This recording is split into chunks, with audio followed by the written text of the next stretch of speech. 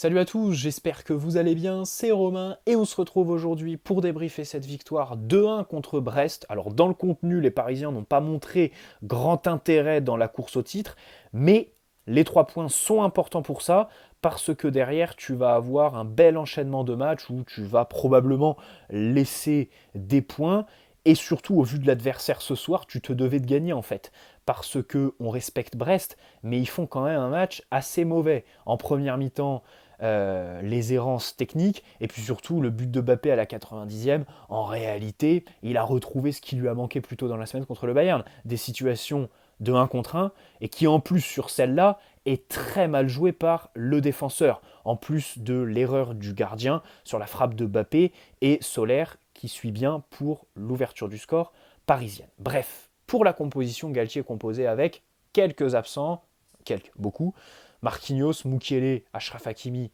Neymar. Et du coup, tu as le retour de la défense à 4 avec Danilo Ramos. Au début du match, la consigne était assez claire, c'était Danilo sur Honora, le buteur. Ça change à un moment donné, et au final, ça donne le but qu'on connaît tous. Nuno Mendes, je pensais qu'il allait mettre Bernat, qu'il allait mettre Nuno au repos. Au final, il enchaîne et il a eu un gros temps fort en seconde mi-temps, Nuno. À droite, Pembele, qui a été quand même en difficulté défensivement. Je pense que c'est plus un rôle de piston qui lui convient parce que défendre, visiblement, c'est pas trop son truc, Pembele. Au milieu, Verratti, alors Warren Zaïre-Emery, relayeur droit. Fabien Ruiz, relayeur gauche, je sais pas, parce que sur les phases de construction, c'était quand même le joueur parisien le plus haut sur le terrain par moment. Et en seconde, il a aussi été carrément ailier pour permettre à Nuno d'être demi-espace et fixer le bloc adverse, du coup pas avoir à faire des nombreuses courses assez inutiles pour Nuno. Et devant, bien évidemment, Carlos Soler, Messi un petit peu dans la même zone. En première mi-temps, sur la première demi-heure, les deux se marchaient un petit peu dessus, comme sur le match contre Ajaccio en octobre. Et puis Mbappé, qui était là, même si son match est pas très bon. Il nous sauve, bien évidemment, sur ce beau but. Il peut même en marquer un deuxième sur la toute dernière action du match, si il met 2 mètres en plus au gardien sur ce sprint. On lui en veut pas. Mais bon, la réalité, c'est que ce but qu'il met là, normalement il le met jamais parce qu'il est au vestiaire en fait. Parce qu'il prend rouge sur le coup de pied qu'il met, pas pour la violence du geste, il tue pas le joueur là-dessus, mais c'est l'intention en fait. Tout joueur lambda normal de Ligue 1 prend rouge. Et si c'était un certain autre joueur du PSG, ça en aurait fait tout un pataquès pendant des jours. Ça, c'est la vérité. Bon, il marque, bien évidemment, c'est le leader de cette équipe, hein, personne d'autre, ah si, Nuno quand même, mais sinon personne ce soir semblait en mesure d'aller chercher à lui tout seul en fait cette victoire, pas même Messi qui a encore fait un match intermittent du spectacle, même s'il a eu des occasions, hein, quelques frappes en seconde mi-temps, une bien loupée en première, et puis la passe décisive aussi pour Mbappé. Hein. Il est aussi sur l'ouverture du score de Carlos Soler, parce qu'il fait une petite différence sur le côté droit avant de passer à Mbappé, frappe et Soler qui suit. C'est ce qu'on demande d'ailleurs à un joueur comme Soler, suivre les actions menées par Mbappé, Messi et toutes les stars. Et 6 buts, 3 passes décisives en 1100 minutes pour Soler, il faut faut le souligner, c'est évidemment pas glorieux, mais voilà, c'est toujours mieux que Vitinha qui a vraiment mais aucun impact dans la surface adverse et plus généralement dans le dernier tiers en fait.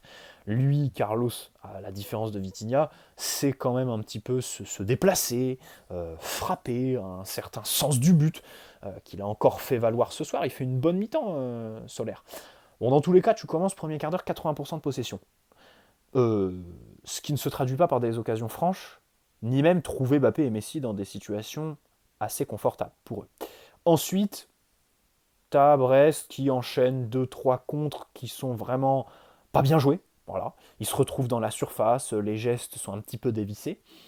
Tu reprends un petit peu le contrôle, et boum, Honora.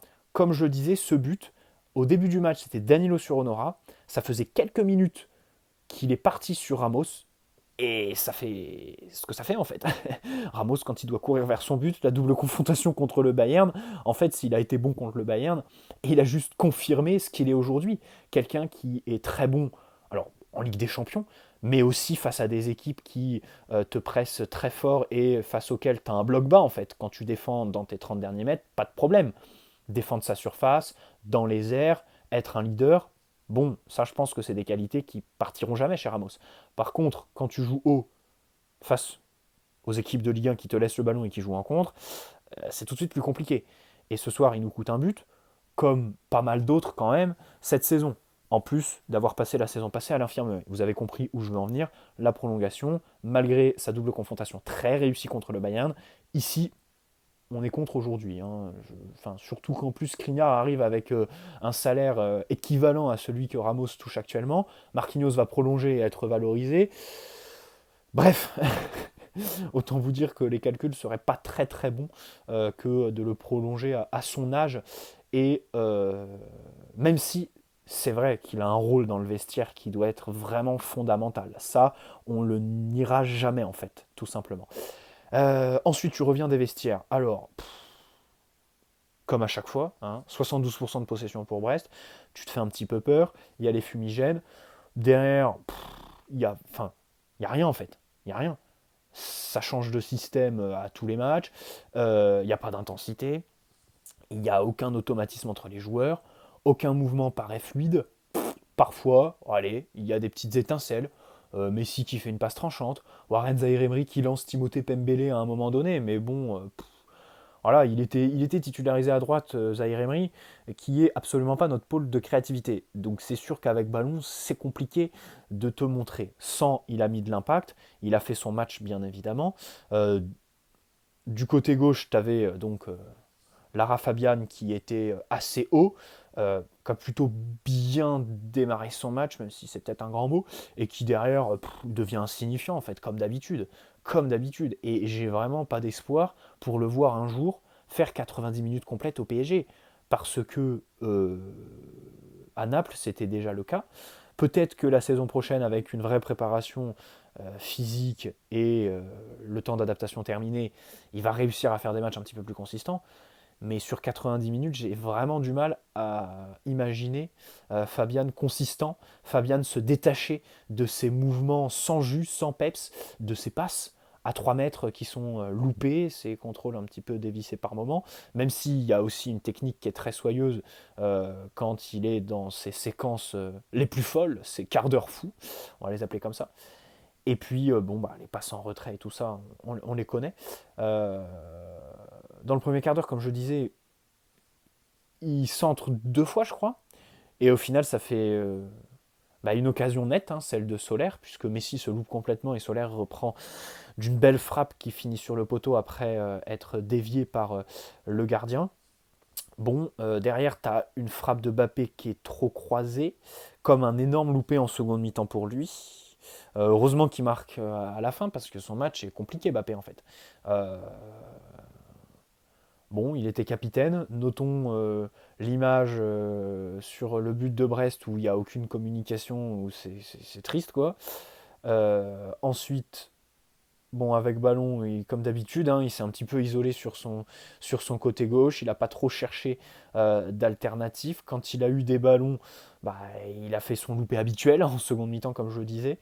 Euh, la connexion avec Messi, bah, c'est pas joyeux. Hein. Voilà, ça paraît loin à l'époque où les gens disaient que le duo Messi-Bappé était meilleur que le duo Neymar-Bappé. Bon, alors oui, il y a la passe décisive de Messi sur le but de Bappé, mais sinon sur le match, compliqué. Pareil pour Messi de toute façon. Hein. C'était un match de Messi en fait qui pourrait symboliser son passage au club. Quoi. Par moment, il disparaît complètement. T'as l'impression qu'il n'est pas concerné. Par d'autres moments, bon, allez. Alors en première, première, il jouait plus haut qu'en seconde. En seconde, il a pas mal décroché pour toucher plus le ballon. Du coup, tu le voyais un petit peu plus. Sans pour autant faire de grandes différences. Hein. De toute façon, au début du match aussi, il était bien pris par les Brestois. Il a perdu des ballons, il se faisait bouger. Je crois qu'il avait encore le fantôme Goretzka qui planait au-dessus de sa tête, Léo Messi. Bref, il a eu des occasions aussi. Hein, il y a une frappe en seconde, pareil, qui est un petit peu trop enlevée, trop lourde. Il y en a une autre qui est enroulée, c'est un arrêt, ouais, du gardien, c'est un arrêt. Et puis, euh, et puis globalement, bon, c'est tout. C'est pas suffisant en fait. Les deux, c'est pas suffisant. Ce soir, ils font vraiment pas le match qu'il faut. Nuno est un point positif. Nuno est un point positif. Alors, sur le but qu'on prend, c'est lui qui perd le ballon. Mais de toute façon, il perd le ballon à 80 mètres de son but. Donc, je l'incrimine pas sur le but. Je dis juste qu'il perd le ballon sur une situation de 1 contre 1. Et ça, je ne l'ai pas trop noté cette semaine par rapport à son match contre le Bayern. Mais c'est vrai que sur les deux mi-temps contre le Bayern et la première mi-temps ce soir, il peine dans les 1 contre 1. En seconde, il se reprend. Seconde, pas de problème, hein. Il fait deux, trois actions de très très grande classe, il dépose les joueurs, il y a la petite feinte, la frappe qui doit faire but parce qu'il le mérite absolument, voilà, de marquer, d'être décisif, d'avoir des émotions avec cette équipe, Nuno, parce que bah, il l'aime en fait cette équipe, c'est quelqu'un qui déteste perdre, qui sonne la révolte très souvent, même si cette semaine ça n'a pas été vraiment le cas sur son côté, même s'il avait un gros client avec Kingsley Coman et puis même défensivement, bah, de la présence du côté du Bayern. Donc voilà, en seconde, c'est un petit peu un des seuls qui s'est révolté. On l'aime trop de toute façon, ce joueur. Pembele, bon, je le disais, sur l'action du but d'Honora, il est tendre, hein. Alors évidemment, il y a Ramos qui se retrouve très vite à courir vers son but et qui est dépassé complètement. Mais il y a Pembele aussi qui pourrait bah, en fait, quand ton bloc coulisse vers la gauche, tu pourrais peut-être fermer l'axe. Bon, tu le fais pas, tu es un petit peu tendre au duel, peut-être incriminé aussi. Bon, Donnarumma, bon, il fait son match, pas eu de gros arrêts à faire. Comme je l'ai dit, les Brestois ont vraiment manqué de lucidité. Techniquement, c'était pas très très bon. Euh, donc, sur le but, bon, je vois pas ce qu'on pourrait lui reprocher, au gardien italien. Donc voilà, bon, pour revenir à Pembele, euh, il faut qu'il soit, il faut qu'il soit piston. Mais là, je commence quand même à émettre quelques doutes sur son niveau vu les matchs bah, le match qu'il nous fait ce soir. On n'oublie pas aussi sa prestation contre Monaco, hein, en février, même si bon, le contexte collectif était absolument effroyable. Euh,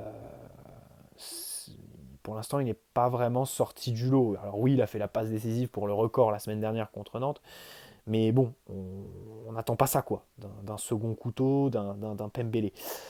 Verratti a récupéré 6 ballons en première mi-temps, c'est le record du match, c'est pas trop mal, ça témoigne de duels qui ont été remportés, chose bah, qui n'est plus affaire courante avec le Verratti de 2023, qui est méconnaissable. Là, ce soir, bon, allez, ça allait, hein, voilà, il a fait son match, il a fait du Verratti.